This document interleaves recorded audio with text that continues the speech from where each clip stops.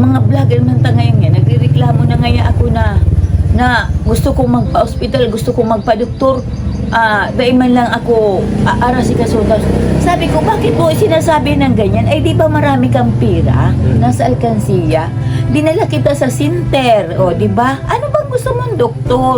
Alam mo, Nanay Merna, diretsahin na kita. Sino ba ang mahal mo? Ang mga vlogger o si Lord? Tama. Sila niya. Sino po? Ang mga vlogger daw, kasi sila daw ang nagbibigay ng ng pagkain Oh sa my kanya. God.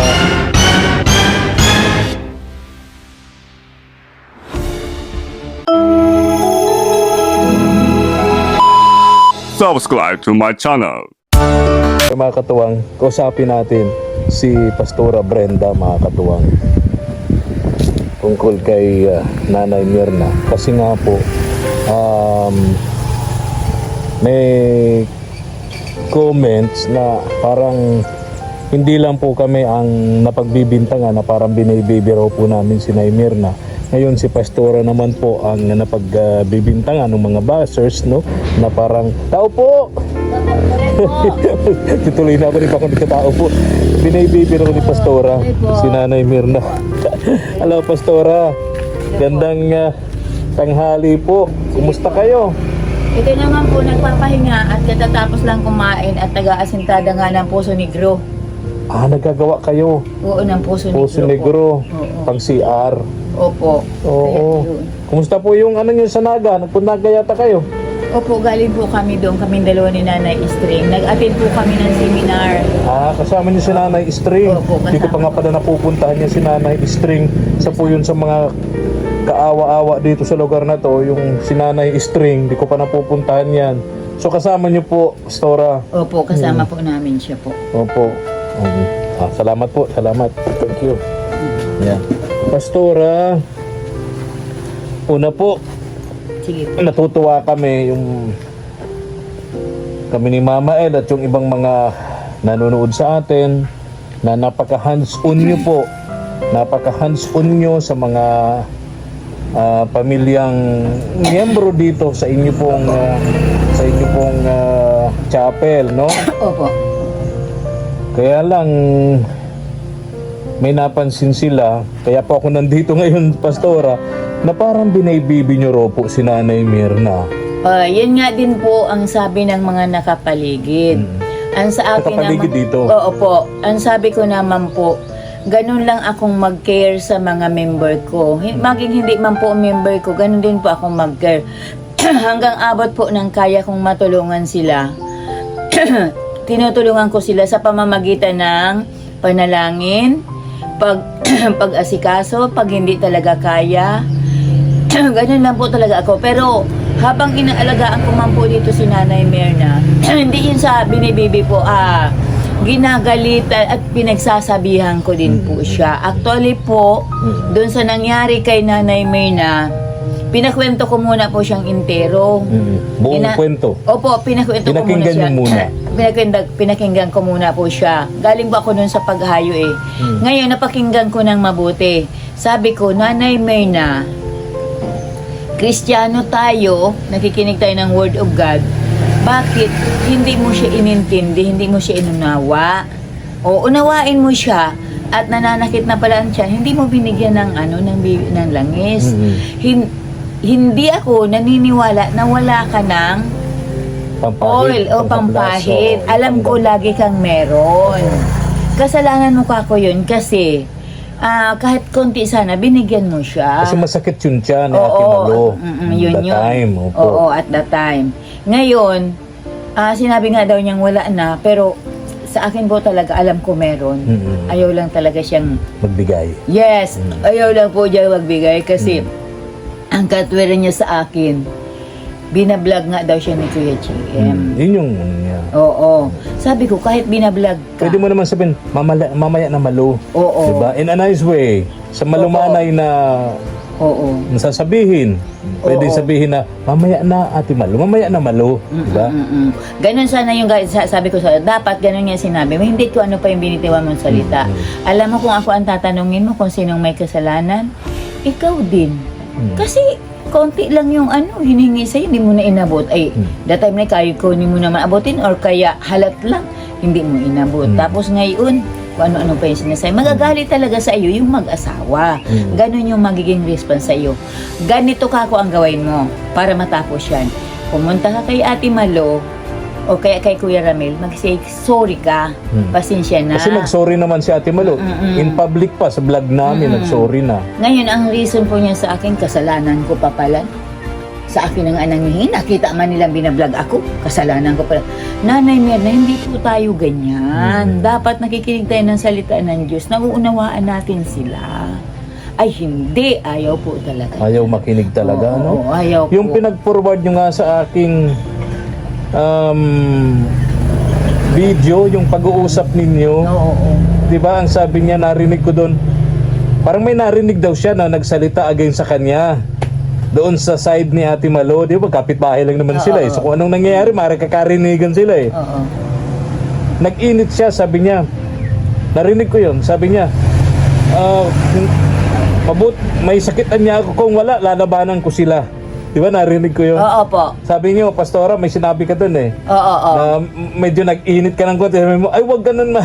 Oo. Sabi ko nga, wag kang ganun. Dapat hindi ganun. Naanahan ko po yung kung bakit nag-init na naman siya ng ganun. Kasi, pinilsan niyo yung sarili niya na mag-igib. Di-advisean niyo naman po baga siya na magtabo doon sa kabila at pinayagan din naman ni Ate Malo. Opo. Ngayon, nagtabo nga doon, hindi nga umiimik. Sige daw ang ganyan ang gayaan. Yung pwersado ang ganyan, sige ang pwersado ng kagaganyan. Ay nang matanggal daw po yung yung tangkay. Nung tangkay yung nung bumbahan. doon sa pagagayaan, Oo. natanggal. Oo. Ay di, nagalit na naman nga yung asawa ni Ate Malo. Oh. Yun. Kasi kung nasira yun. Nasira nga po. Sa bilis ng kanyang bomba. Ganyan po siya. Dahan-dahan lang kasi Oo. yun. Tapos yun nga, kala niya hindi ko malalaman na ganun So, yung nagalit na naman si Kuya Ramil dahil sa gawa niya. Yung bombahan nasira dahil ang tawag doon, mabilis niyang binumba. Yes. Eh talagang masisira yun, hindi ganun Oo. yun. Ngayon, hindi. So sira yung bombahan. Ewan ko lang po kung nayari na. Oh. Hindi ko alam kung nayari na. Kasi nagsusumbong siya sa akin ng una na may naririnig na naman nga daw siya ng hindi maganda, nagmumumura na naman nga daw, hindi na nga lang daw siya pumatol. Oo. Sa isip ko naman, habang kikwento siya, sabi ko, ito may nagawa na naman ng hindi maganda. Oo. Kaya na gano'n, nagalit yung Kabila. Oo. Totoo naman po na gano'n. At kasi, So nasira yung bombahan. nagsumbong, pinaabot na kaagad nila sa akin. Kaya po, ang nangyayari po, yung mga nanonood po, ang nangyayari po talaga, kung ako lang po kasi inuunawa ko talaga si Opo, Nanay opo. Mirna. Opo. Pero yung mga nakapaligid po, syempre natural, mga hindi pa sila nakakapakinig na ganito, na ganyan. Nagsisimba sila pero mas pinapaunawa ko sing mabuti kay Nanay. Kaya sila na yun ni Mirna po talaga, ayaw po talaga niyan tumanggap ng pagkakamali. Yun ang ano po sa kanya. Sa Nanay Mirna, hindi ganyan. Isa lang po din po sinabi ko sa kanya, Nanay Mirna, ang makakapagtiyaga lang sa yung mag-alaga yung may Kristo sa puso. Yung walang Kristo sa puso, hindi kanila aalagaan, baka sipain kanila. Bakit? Matapang kay. Huwag kang matapang, sabi ko ganyan sa kanya. Ginawa ko pa pong sampol yung tatay ko. Sinabi ko na lahat yung nakapaligid sa kapaligid niya. Ayaw po talaga niya. So, sana, sa mga nakakapanood, bahala na kayo kung anong masasabi ninyo kay Nanay Mirna. Pero si Nanay Mirna po talaga, siya yung klase ng tao na pag siya ay may sakit, irritable siya. Grabe yung pagka-irritable, naiinis, nagagalit. May gamot naman siya. Opo, sinisisi Kasi yung high blood, may maintenance naman siya eh. Opo, Ako nga meron. may high blood ako eh.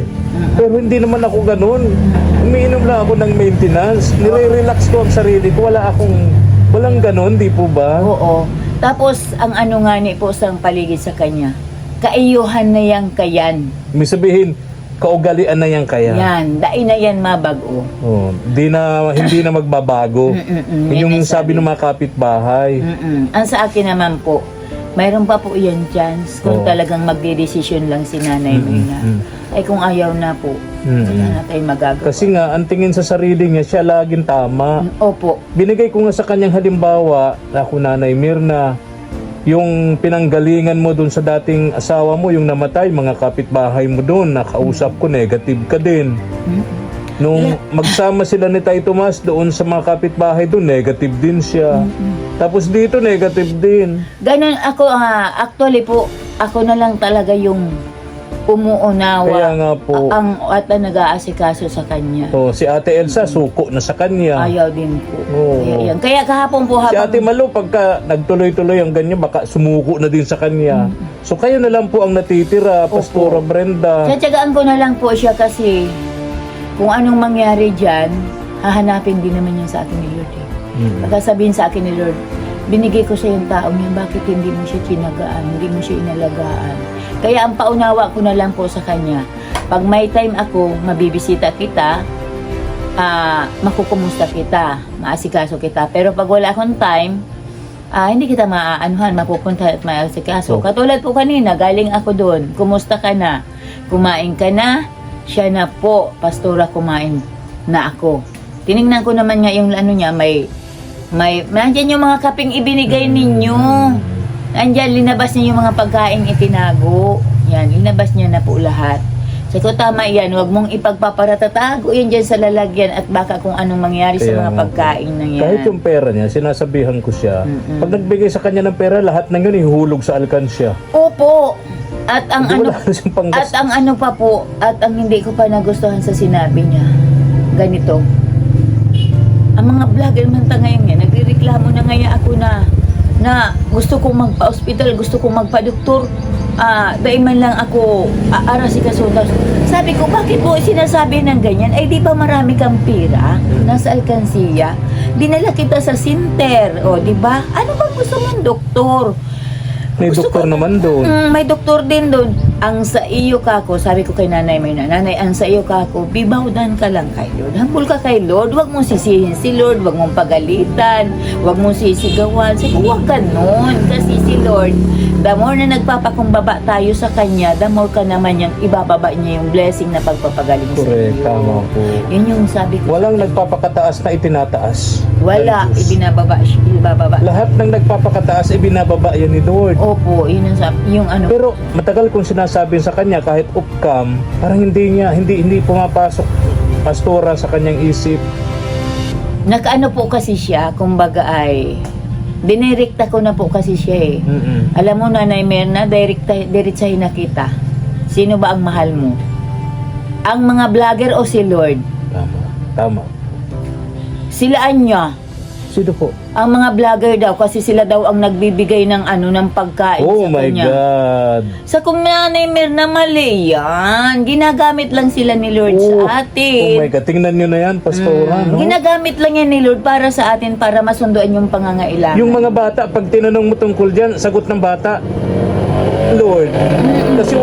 Kasi sa lahat ng bagay, sa lahat-lahat, laging una ang Diyos. Yun na nga po, Kuya Efrain. Kaya sabi Bakit ko, sasabihin niyang ikaw na mismo, Pastora, yung nagtanong, ha? In between vloggers and si Lord? mas mahal niya po kayo mga natumutulong Yung mga sa inyo. vlogger. Mga vlogger. Oh my God. Kaya pag naandito po yan, Kuya Efrain, lalo na nung 1 week sing naandito sa akin, Oo. lagi kayo ang iniisip niyan, ikaw at si Kuya Mark at si Kuya Gian. Oh my Sabi ko, God. Nanay Merna, nakakalungkot na. Nakakapanindig balahibo naman yun. Dinirekta nyo na. Direct to the point ko na po siyang tinanong. Pinamili nyo siya. Oh my God. Oo, kaya po, kahit gusto kong manghina bilang spiritual leader, pinapalakas pa rin po ako ni Lord. Ang sabi po sa akin ni Lord, anak, walang matuwid, wala ni isa. Tiyagaan mo ang nag-iisang kaluluwang yan na iyong pasanin at i-care mo ng maayos yan bago man lang yan mawala. Yan yung pangungusap sa akin, bago yung mawala, makakaano rin yan, ma-analyze din. Binibigyan ka, Pastora, binibigyan ka ni Lord ng mabigat na misyon para sa isang Naimirna. Yan. Kumbaga, tinitingnan niya yung tatag mo. Yan, opo. Totoo lang yan. Kuya Efrain ha, mula po nang matayo ang Assemblies of God Bibera dito, siya yung una talaga na pasanin ko po talaga sa mga member ko. Alam niyo ko kung bakit? Pupunta yan ng church. Dadating si Ate Elsa, doon silang dalawa magsasalpukan. Hanggang ngayon po, biyaya ng Diyos na yung mag-aano na si Jaira, mag-iitip. Biyaya ng Diyos na nagkasundo na silang dalawa. Opo. Oo. At syaga din kayong Kaya po. nagbibigay ng pangaral dun sa dalawa. Oo, biyaya din po ng Diyos na pagdating ng 18 ni Jaira ay nagkasundo na yun. Opo, opo. Kaya walang imposible po kay Lord na hindi babago ito si Nanay. Opo. Kaya lang, natural lang talaga yung mga nakapagpaligid sa kanya, pati ako, sinasabi, binibibi mo kasing mabuti ang anong yan. Sa akin po kasi, Kuya Efren, yun talaga yung heart ko eh. Oo. Kahit yung asawa ko po, pagdadating galing sa trabaho, Kasi mangot. kasi Kasi pagod na pagod nga naman. Oo. Tapos pagdating mo, na andito siya. Oo. Wala man lang, hi Tatay Simon, Oo. kumusta na naman? Wala lang. Hindi katulad ni Nanay Carmen. Tay Simon, nag-almusal ka na. Tay Simon, Opo. nagmerienda ka na. Opo, hindi ka Titimplahan ng kape ni Nanay Yes. Carmen, si Opo. Tatay Simon. Kaya yun po yung pagkakaiba ng dalawa. Oo. Tinatigaan lang. Kaya mga nanonood saka mga komentar. Salamat po sa nag-iisang Mabigat. unawain po talaga. Oo. Pero hindi kayo nagsawa dun yung nagkaroon sila ng sigalot na maghipag, hindi kayo tumigil hanggang sa Hindi po. nangyari din yung Opo. yung inaasahan natin na magkakasundo sila. Pero sa tingin ko doon, ang nagbigay si Ate Elsa. Opo. Hindi talaga siya nagbigay. Oo. Si Ate Elsa yung ano talaga. Kasi si Ate Elsa po, pag kinakausap po, Oo. talagang ano man siya. Oo. Itong isa, Hindi talaga. Tapos dito na naman sa hindi nila pagkakaintindihan ng kapitbahay nila si Ate Malu, bumibigay naman na eh. Si Opo. Ate Malu talagang nag-public apology na sa vlog namin eh. Sobrang nag-sorry naman na siya eh. Dahil lang daw yun ang kanyang pagkabigla. Dahil Saka siyempre tao lang naman tayo. ganyan naman po Oo. talaga eh. Pero ito talagang isa, tulad Opo. nung dati, hindi na naman. Maliban lang po na minsan sinasabi ko na, sige ka, huwag mong baguhin yung sarili mo, huwag kang madesisyon at magdesisyon at mawawalan ka talaga ng mga magsusupport sa Ay, iyo. opo, totoo po yun, totoo po yun. Sabi niya sa akin, Pastora, tinatakot mo naman ako. Kung hindi sa tinatakot kita ha, hindi sa tinatakot kita. Kasi yung mga sponsor natin, mga makadiyos yun. Mga nabubuhay sila sa kabanalan. Hindi sila nabubuhay sa kasalanan.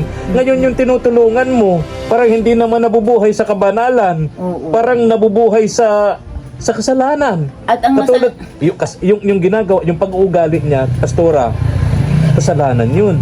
Opo, kasalanan yun kasi ayaw Kasalanan niyang yun. magdesisyon. Oo. Ayaw niyang magpabago. Oo. Kaya yun. So, malungkot man sabihin, siyempre yung mga sponsors natin, yung mga tumutulong sa kanya, hindi siya itotolerate doon. Saka Tama yung sabi niyo sa kanya. Opo. Saka hindi po talaga niya, hindi talaga po mawala sa kanya yung inggit. Inggit. Alam niyo po nung ini-encourage mo si Nanay Carmen na mag-aral ka na magluto sa lutuan. Oo. Di si Nanay Carmen, di tuwang-tuwa. Opo. Sige na nga. May gasol na siya, binilhan na namin. Yun na nga, kaya tuwang-tuwa po. Oo. Alam niyo po habang nagkikwento si Nanay Carmen noon, nag-share siya sa amin na pag-aaralan niya na mag-aral doon sa lutuan na yun. Si Nanay Mirna naman, nagsasalita siya ng hindi maganda. Yan ang ayaw ko niya sa mga tao ay kahit ayaw matuto, gusto matuto.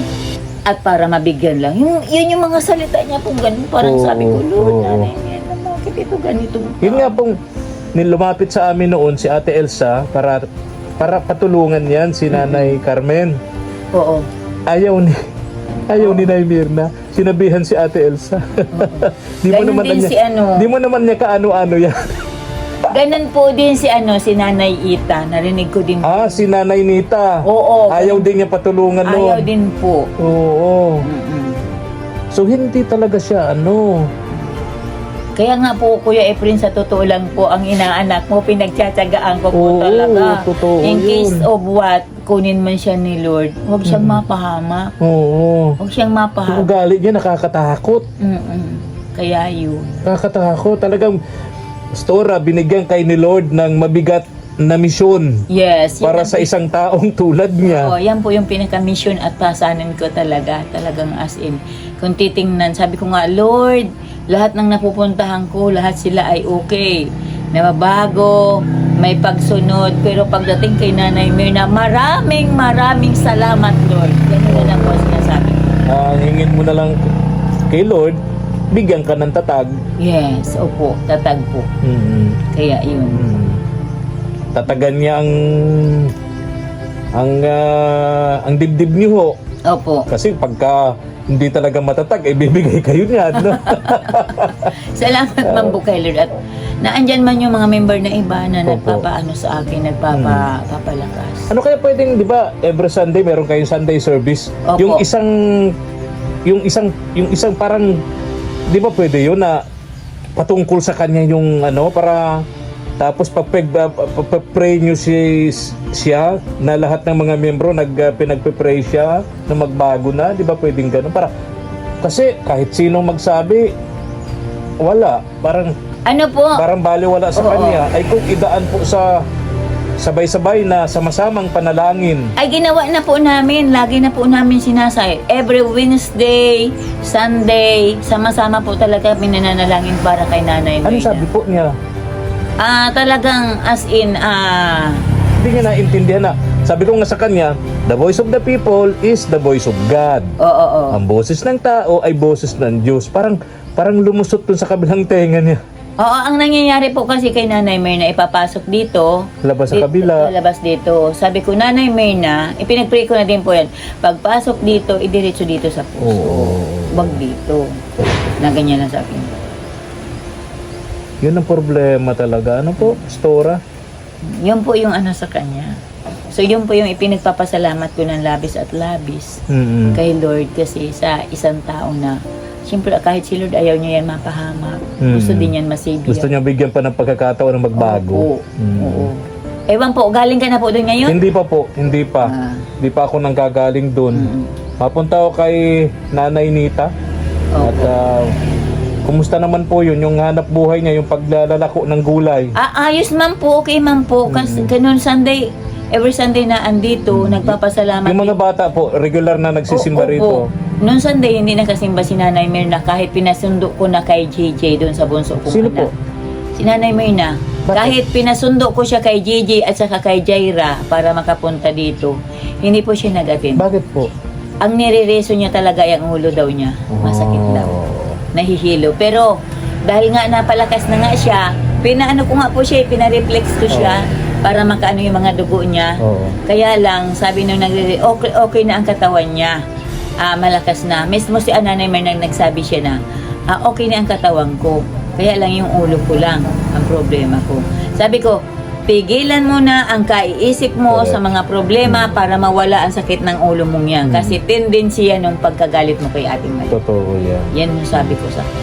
Sabi ko nga, Pastora, hindi ba natin pwedeng mapakiusapan? Sino kayo sa mga kapitbahay niya yung nagpapapanood sa kanya ng cellphone, di ba?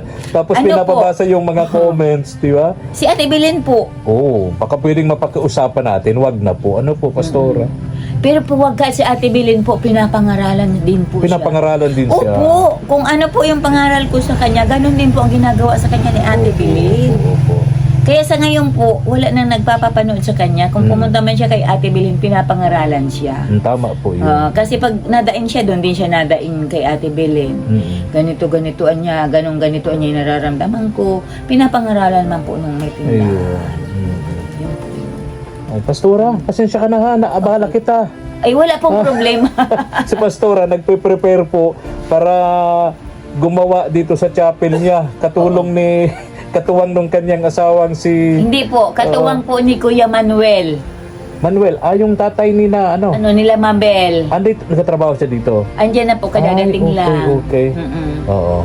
Ay, sige. Ay, si Kuya, saan? Si ano po? Kaya ano po, tinatapos lang niya yung isang project na doon sa may munisipyo para makuha niya na yung kanyang mga gamit. Ay, opo. Pastora, salamat ha. Okay po, maraming Oo. salamat. Pray ko rin po kayo na bigyan pa kayo ni Lord ng katatagan. Yes, opo. Diyan sa sa misyon nyo para kay Nanay Mirna. No? Salamat po mabuti sa lahat ng Opo. nanonood. Saka sa nag-iisang ka. Maraming kaluluwa pero si Nanay Mirna lang talaga yung Lord, pupukusan mo na po. Oo nga po. Ano po? Nabanggit mo na lahat ng ano, pero talagang... Anyway, tao lang naman. Walang permanente sa mundo. Nagbabago rin. Malay natin, huwag tayo mawawala ng pag-asa. Opo. Magbago pa rin, no? Opo. Nakakatakot yung kanya kasi sabi nga, mas maganda raw yung pag tumatanda na tayo kasi hindi na natin sigurado ang oras natin dito kung hanggang kailan tayo. Opo, totoo Mas yan. mabuti yung lagi tayong handa. Kuya Efren, hinaantay ko po kasi yung tinig ni Lord kung anong sasabihin niya sa akin sa buhay ni Nanay Mirna. Kasi si tatay po, kinagaan po din namin yung inalagaan. Birthday ko, May 20, ang sabi sa akin ni Lord, anak, hindi na tatagal ang buhay ng iyong ama. Nag-ano lang po yung mata ko, parang nag-ano lang yung luha, pero Lord, wala na ako magagawa kung ito na yun. Yun po ang inaantay ko pagdating sa pag-asikaso ko at alaga ko ay Nanay Mirna. Kung anong sasabihin sa akin ni Lord. Ngayon, ang narinig ko pa lang kay Lord, tiyagaan mo yan, nag-iisang kaluluwa na yan. Tiyagaan mo yan, sabi sa akin. May mission ka talaga para sa kanya. Oo. Kaya kung ano man po ang sabihin sa akin ni Lord Kuya Efren, ikaw unang-unang makakaalam nun at i-chat kita kaagad. Salamat, Pastor. Yan po yun. Pray ko po na bigyan pa kayo ni Lord ng mahabang pasensya, no? Salamat po sa Opo. Diyos. Salamat din Kuya Efren. Opo. Salamat, Pastora. Oo, God Ingat bless po you kayo po. lagi. Oo, ingat din po kayo at mainit. Po nga po. Oo. Salamat po, Pastora. Thank you, thank you. Thank you for watching.